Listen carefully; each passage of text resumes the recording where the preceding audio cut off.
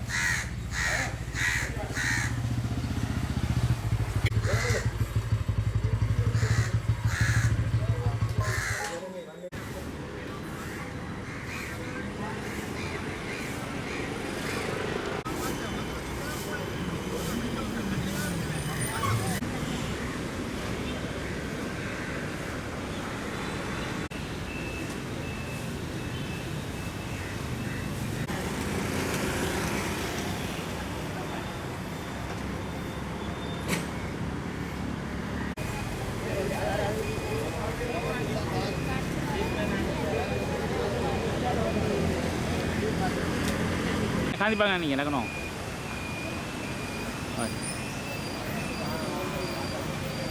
agak. Ini agak.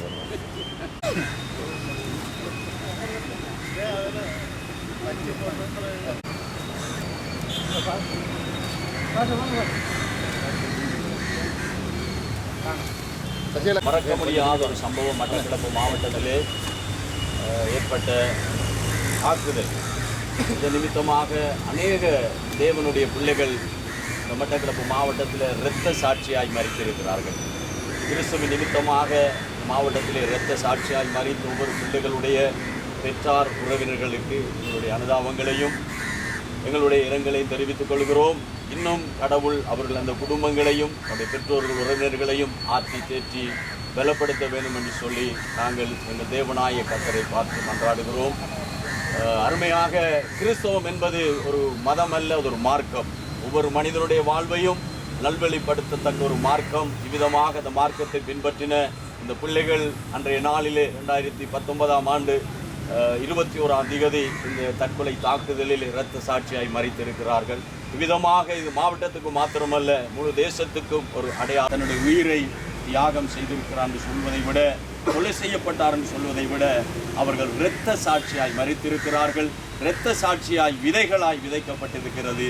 இந்த மாவட்டத்துக்கு ஒரு பெரிய ஒரு ஆசீர்வாதமும் நன்மையும் கொண்டு வருவதாக இருக்கிறது. பரிசுத்தமுள்ள நல்ல ஆண்டவரே, இந்த அருமையான நாளுக்காக நாங்கள் நன்றி செலுத்துகிறோம். இவ்விதமாக எங்களுடைய மட்டக்களப்பு மாவட்டத்தில் உம்முடைய பிள்ளைகள் ஆண்டவரே திருச்சபையில் இரத்த சாட்சியாய் மரித்திருக்கிறார்கள். ஆண்டவரே, இந்த இலங்கை முழுவதுமாக ஏற்பட்ட இந்த தாக்குதல் நிமித்தம் அநேக பிள்ளைகள் மரித்திருக்கிறார்கள். இவ்விதமாக இரத்த சாட்சியாய் மரித்த ஒவ்வொரு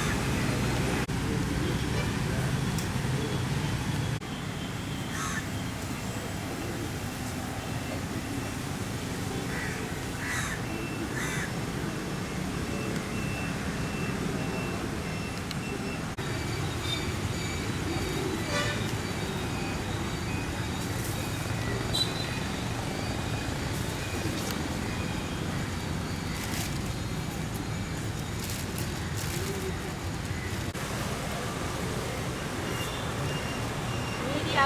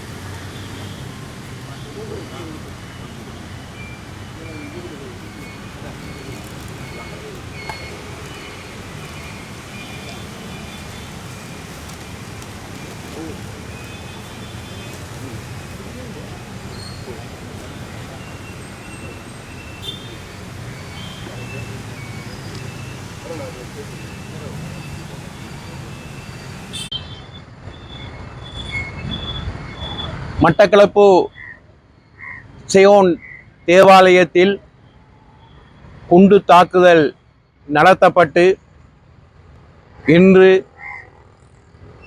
7வது ஆண்டு நினைவு தினமாகும்.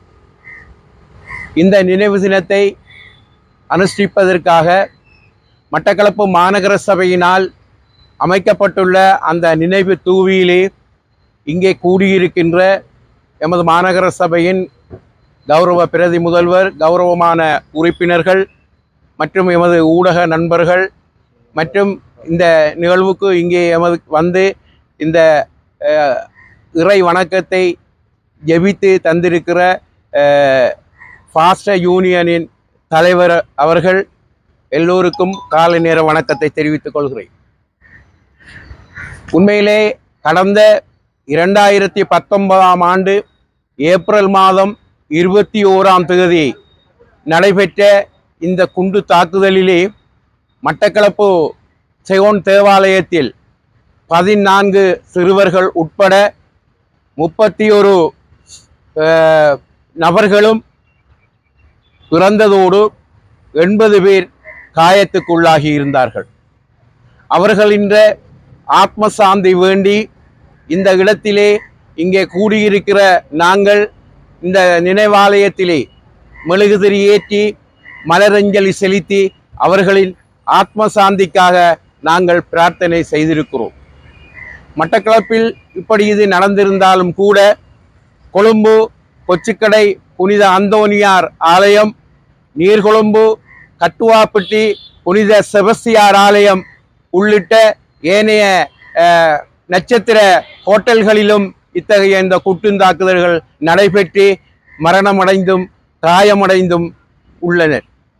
எது எப்படியாகி இருந்த போதிலும் எமது மட்டக்களப்பை பொறுத்தவரையிலே இங்கே காயமுற்றிருக்கிறவர்கள் என்று இயலாத நிலைக்கு தள்ளுப்பட்டு அங்கவீனமுற்று விசேட தேவையுடையவர்களாக கணிக்கப்பட்டு அதற்குள் உள்வாங்கப்பட்டிருக்கிறார்கள்.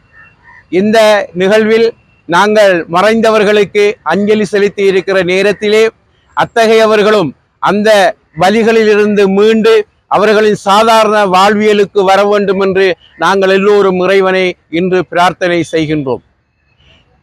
இத்தகைய இந்த செயற்பாடுகளினால் நாங்கள் வேண்டுவது, இந்த செயற்பாட்டுக்கு காரணமாக இருந்தவர்கள் நீதியின் முன் நிறுத்தப்பட்டு அவர்களுக்கு நீதி விசாரணை செய்யப்பட்டு அது அவர்கள் கண்டுபிடிக்கப்பட்டு அவர்களுக்கான தண்டனை வழங்கப்படும் போதுதான் இந்த இறந்தவர்களின் ஆத்மா சாந்தியடையும் என்பதோடு இந்த ஈவு இரக்கமற்று நடத்தப்பட்ட இந்த தாக்குதலில் காயமிட்டவர்களும் மீண்டு அவர்களும் தங்களது மன வலிமையில் இருந்து மீட்சி கொள்வார்கள் என்பதுதான் உண்மையாகும்.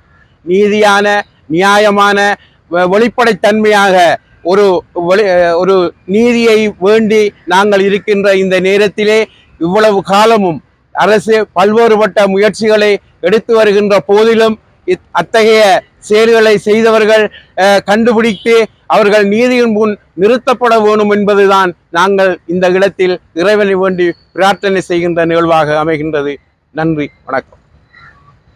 அமைக்கப்பட்டிருக்கின்ற 2019ஆம் ஆண்டு இதே ஏப்ரல் மாதம் 21ஆம் திகதி மட்டக்களப்பு உள்ளிட்ட இலங்கையின் பல பாகங்களிலே நடாத்தப்பட்ட ஒரு மிலேச்சத்தனமான ஒரு கொடூர குண்டு தாக்குதல் மூலம் எமது இலங்கை திருநாட்டிலே பல உயிர்கள் காவு கொள்ளப்பட்டிருந்தது. அந்த மிலேச்சத்தனமான தாக்குதலின் 7வது ஆண்டு நிறைவு இன்று அனுஷ்டிக்கப்பட்டு கொண்டிருக்கின்றது. அந்த வகையிலே மட்டக்களப்பு மாநகர சபையினால் நிர்மாணிக்கப்பட்ட அந்த இறந்த ஆத்மாக்களுக்கான இந்த நினைவு ஆலயத்திலே தற்பொழுது எங்களுடைய கௌரவ மாநகர முதல்வர் பிரதி முதல்வர் மற்றும் ஏனைய கௌரவ உறுப்பினர்கள் உள்ளிட்ட ஊடக நண்பர்கள், பொதுமக்கள் என பலரும் கலந்து கொண்டு நாங்கள் இன்று அவர்களுக்கான அந்த ஆத்ம சாந்தி பிரார்த்தனை செய்திருக்கின்றோம். எது எவ்வாறு இருப்பினும் இந்த தாக்குதல் ஒரு மிலேச்சத்தனமான தாக்குதல், இலங்கையே ஒரு உலுக்கிய ஒரு பெரிய கொடூர ஒரு சம்பவமாக இடம்பெற்றிருந்தது. 7 ஆண்டுகள் கடந்தும் இந்த கொடூர தாக்குதலை நடாத்திய அந்த கும்பல் இதுவரையிலே சட்டத்தின் முன் நிறுத்தப்பட்டு அவர்களுக்கான தண்டனை வழங்கப்படவில்லை. இறந்த அந்த உறவினர்கள் இன்றும் இந்த வேதனையிலே இருந்து மீளாத துயரிலே இருந்து கொண்டிருக்கின்ற வேளையிலே ஆட்சி மாற்றம் ஒன்று இந்த நாட்டிலே இடம்பெற்றிருக்கின்றது. தேசிய மக்கள் சக்தி அரசாங்கம் ஒரு நல்ல ஒரு திட்டத்தோடு வருகை தந்திருந்தார்கள், இந்த ஆட்சியை கைப்பற்றியிருந்தார்கள். இருந்தும் அவர்கள் இந்த ஆட்சியும் கூட ஏனைய சென்ற ஆட்சிகளை போன்றே ஒரு நெகிழ்வுத்தன்மையை காட்டிக் கொண்டிருப்பதை காணக்கூடியதாக இருக்கின்றது. எனவே இந்த நாட்டினுடைய மதிப்புமிக்க கௌரவ ஜனாதிபதி அவர்களிடம் நாங்கள் ஒரு வினயமான வேண்டுகோளை விடுக்கின்றோம். இந்த மிலேச்சத்தனமான கொடூர தாக்குதலை நடாத்தி இருந்த அந்த கும்பல் சட்டத்தின் முன் நிறுத்தப்பட்டு அவர்களுக்கான உரிய தண்டனை வழங்கப்பட வேண்டும். 7 ஆண்டுகள் நிறைவுற்றிருக்கின்ற இந்த வேளையிலே இந்த தாக்குதல் மூலம் உயிரிழந்த அந்த உறவினர்களுக்கு எங்களுடைய மட்டக்களப்பு மாநகர சபையின் சார்பிலும் மட்டக்களப்பு மாவட்ட மக்கள் சார்பிலும் எங்களுடைய ஆழ்ந்த அனுதாபங்களையும் இந்த வேளையிலும் தெரிவித்துக் கொள்வதோடு, இந்த அரசாங்கம் இதற்கான ஒரு துரித நடவடிக்கையை மேற்கொண்டு அவர்களை சட்டத்தின் முன் நிறுத்தி இதற்கான நீதி வழங்கி அந்த உறவினர்களின் மனம் ஓரளவிற்கேனும் சாந்தி அடைவதற்கு இந்த ஜனாதிபதி அவர்கள் இதற்கான ஒரு விடயத்தை மேற்கொள்ள வேண்டும் என்பதனை இந்த வேளையிலே நாங்கள் இன்றைய தினம் வினயமாக வேண்டிக் கொள்கின்றோம். நன்றி.